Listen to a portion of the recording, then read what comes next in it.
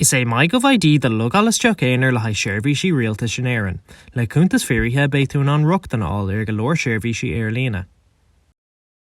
Inniu, tá spána mí dit chunas do cúntas banúsach mai go bhaidí a iarú ag baint úsad as do Honraí SNCT. Chun tosú, bé cúntas banúsach mai go bhaidí, Iver PSP, Córta seirbhísí Poiblí agus an Iver Gáhan a chuirtú ar fáil don seirbhís náisiúnta ceadúnas Tiomána wet. Mar a bhfuil gach ceanndíobh seo agat féic le de hull ar leithníí sína mai go bhaidí. Ar dús, tégadí mai go bhaidí.ie agus clicáil ar an gnapa lugálasteach le mai go bhaidí.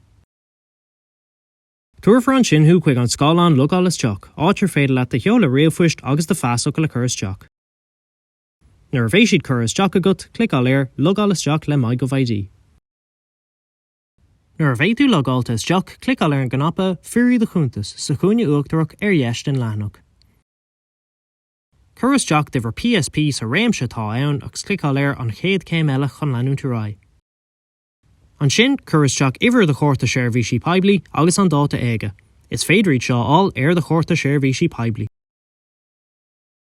An sin clicáil ar an chéad céim eile. Mas míon le de chuntas éireú ag baint úsad as an Iver Gáhan a chuirtú ar fáil den SNCT, roinní Iver Gáhan roinnte leis an SNCT.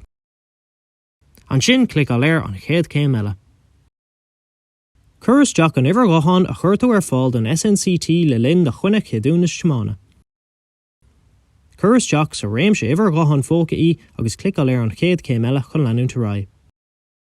Má tá an Iver roinnte leis an SNCT curfar cód UAP chuig an Iver Gáhan a churach ar fáil. Chuiristeach sa réimse cód é. Chomórdas, tá do chuntas fíorithe anois. Tá sulúgainn go mbeadh tú taitneamh as na seirbhísí nua go léir atá ar fáilte. Gur mágad.